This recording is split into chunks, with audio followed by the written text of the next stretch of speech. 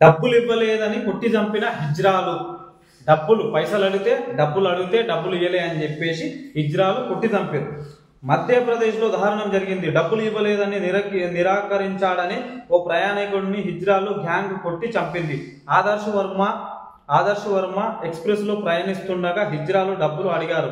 అతడు లేవని చెప్పడంతో కింద పడేసి తీవ్రంగా కొట్టడంతో బాధితుడు మరణించాడు. డెడ్ బాడీని కింద పడేసిండ్రు. 2 వారాల క్రితం ఈ ఘటన జరగగా తాజాగా వీడియోలో వైరల్ అవుతుంది.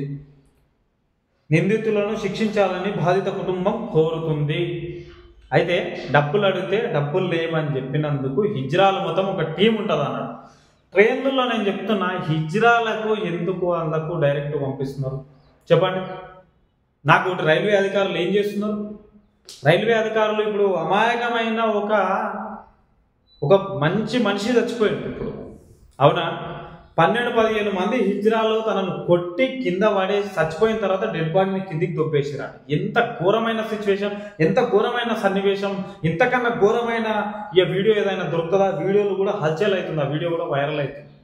చచ్చిపోయిన తర్వాత 2 వారాల తర్వాత బయటకు వచ్చింది న్యూస్. అంటే రైల్వే అధికారులు ఏం చేస్తున్నారు అసలు పట్టించుకుంటలేరు. ఫస్ట్ ఆఫ్ ఆల్ రైళ్లలో ఏం జరుగుతుంది అనేది రైల్వే అధికారులు పట్టించుకుంటలేరు మెయిన్.